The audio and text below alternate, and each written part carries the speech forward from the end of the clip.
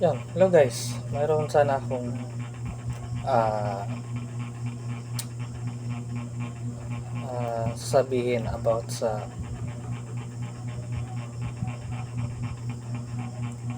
lang sa hindi ba mahirap maghanap ng kaibigan online.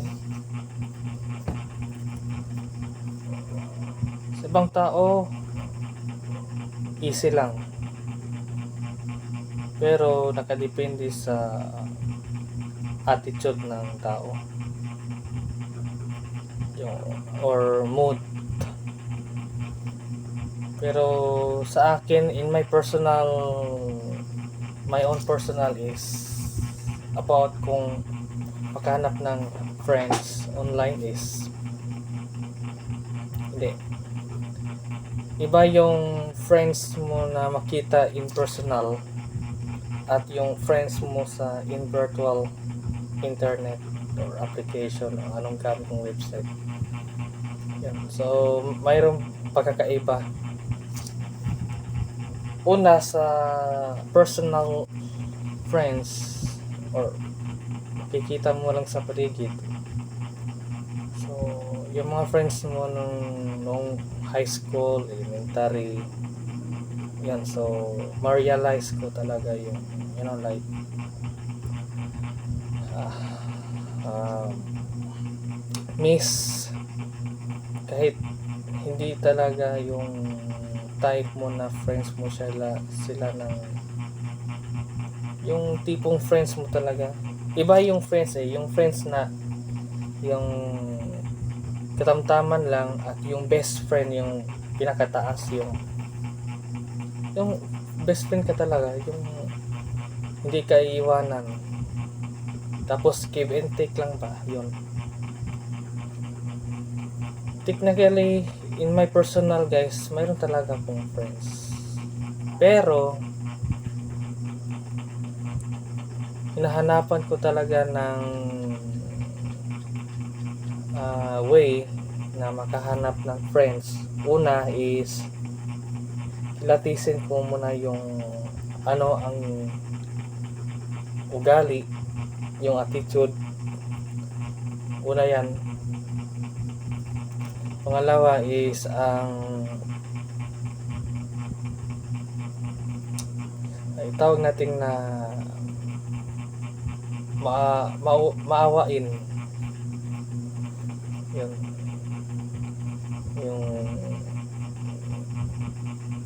Yung may tawag natin na yung palaging nandyan, yun, kailangan kanya, yun.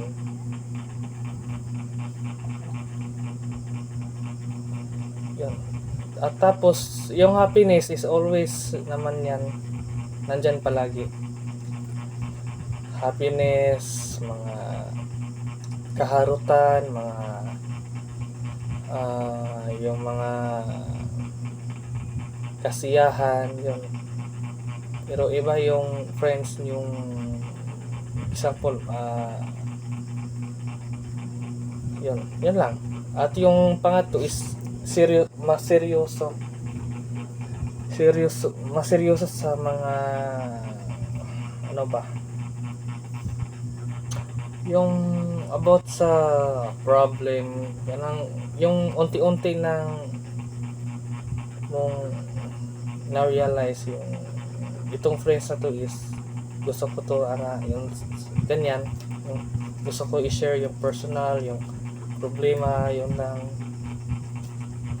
lang, parang share lang din, pero iba na yun, yung friends, yung pagkakaibigan, kasi nasa pinaka taas na.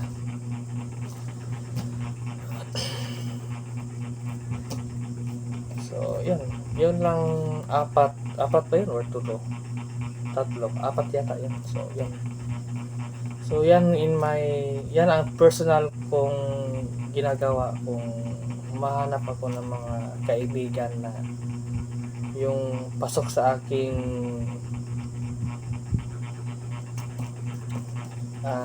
itawag nating basta pasok sa aking requirements.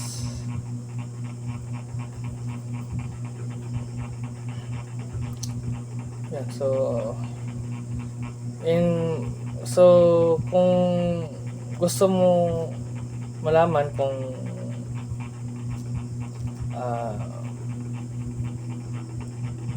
how many friends na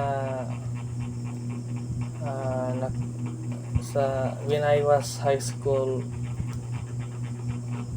at elementary. So unahan natin yung elementary. So elementary is sa akin lang personal, kung marami din akong friends, pero yun, back in time is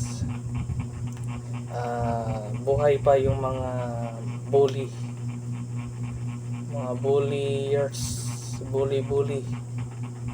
araw-araw yan, bully. Maraming mga bata magbubuli, yun, away doon, away kabila, left and right. So in my personal, hindi ko alam kung mayroon kong friends, parang wala. Yung deep in my heart with friends, wala, zero. Pero mga friends na yung yan lang, parang happy lang, yan marami, more than 10 yata, 10 or 15, di ko na maalala yung mga name. So yun, kasi ang tagal na, mga more than 6 or 8 years na. So right now I'm already 25 years old, so parang nasa 8 years na, past 8 years ago. So back muna tayo sa how many friends. So when I was pagtungtong ko ng high school, yun, mayroon ding friends, mga kasiyahan, yan, kasiyahan, mayroon din. Pero yung mga deepest friend ko talaga is una si Maceda, yun, shout out. Yun. So added to my friend list yung mga seryoso, mga sobrang mga seryosong mga tao yan. Sila Maceda, Marklin Maceda, and Kapatan, yun, mga seryosong tao yan. Pati din si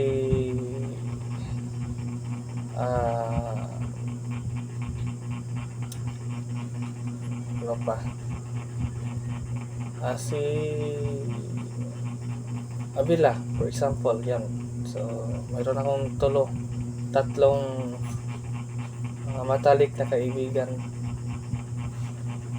Then yun, shout out sa na-mention kong name. So welcome to my vlog, yun. So yun lang, remind ko lang, yung mga friends ko na mention ko dito is yun, mga matalik ko yung kaibigan.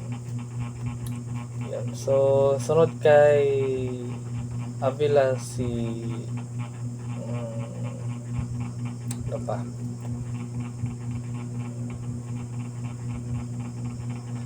si Dennis, example, yan, friends ko yan din, si Dennis, expert yan.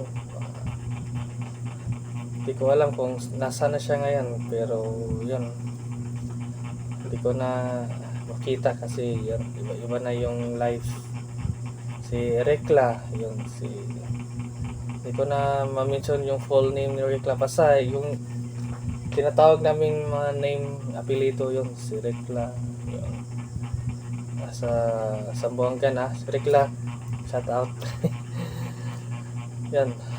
O si John Roy ninyo, yun, nasa Davao na, yun, mga close friends ko yan, talik na mga kaibigan.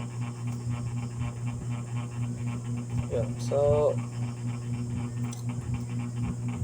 in the rest to other friends, naalala ko lang yung mga friends ko in the rest, but hindi ko yan sila matalik na kaibigan. Personal, in my personal guys. So, yun lang. Share ko lang din yung anong mga friends ko na nakaraang 8 years na. So, yun lang. Parang tumatakbo din yung isip ko na ang sarap balikan yung nakaraan, no? Yung tipong ako, yung eskwela, tapos tulog, tapos project, tapos yung uwi naman, eskwela, yun pa, pabalik-balik lang yung cycle, yung karaan kong noong pang high school pa at elementary. So yun, parang bumabalik din. Pero yeah, yun naman, past is past. As you can see right now, wala, nakatambay. At yeah, natapos ko naman yung ang vocational diploma, vocational yung nakuha ko. So yun, mayroon sana akong mag college, pero yun na nga, problema lang sa akin is especially yung research, yun, sobrang hirap. Hindi ko na kaya yung when I was yung nakaraan kong grade 11 o grade 12, yun. Pero yung pinaka mas lala talaga yung grade 11 pa, yun. So yung best friend ko si Maseda, yun, sobrang supportive, yun. At siya din na ang leader sa amin. Ako ang editor, ako nagta-type ng mga data about sa aming topic, yung about sa mga basta research, yung project. Ang dami mga kumuha ng information para ding nagsusurvey ng about sa related sa topic, yun. Si Masida yung tipong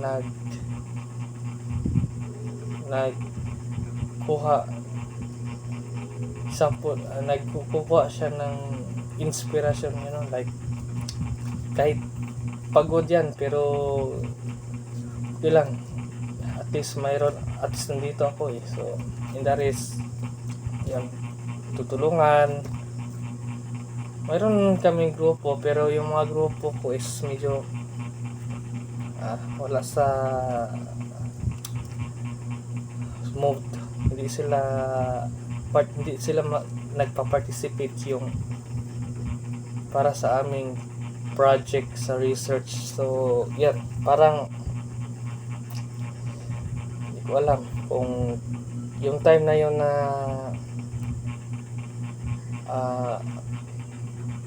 mababagsak sa grades, yun. So expected na babalik sa next semester, yun ang pinakasaklap talaga. Hindi ko na yun. So sobrang sakit, pero thankfully at least with the help with my kaibigan, ako at si Maseda at yung mga viewer team ko, na at least mayroon naman silang pakinabang, yun. Okay naman din, naka-deferred lang, hindi pass, hindi failed, deferred lang, yung nasa center lang. Mayroong mga mali, mayroong din tama. Pero at least deferred, yun ang accepted na din kahit papaano. Yun. So, at sa dumating na yung panahon na nag-graduate, yun. So, grabe. Sobrang nakakaiyak, yun. So, enjoyable. Yun. So, ano pa?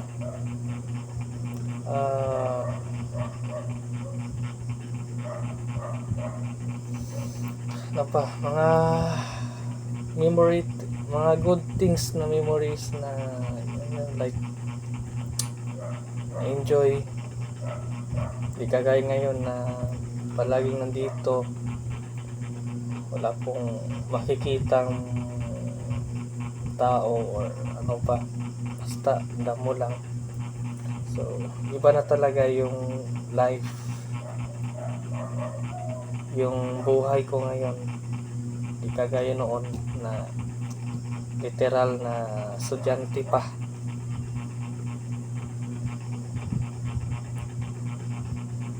Yan lang.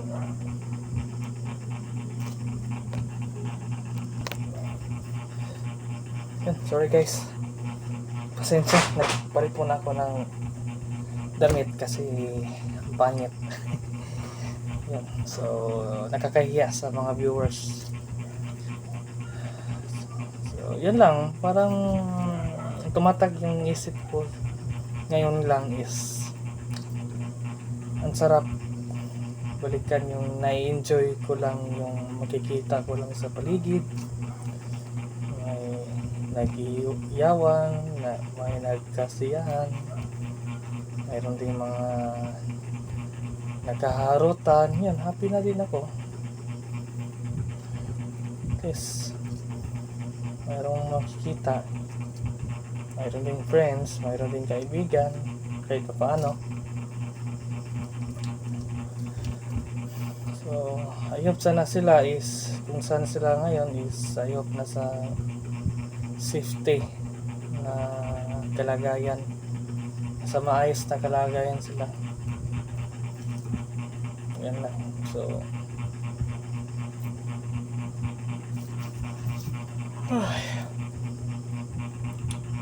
parang wala na akong masasabi dito, parang dito ko na i-end yung vlog. Yan lang. So bye bye.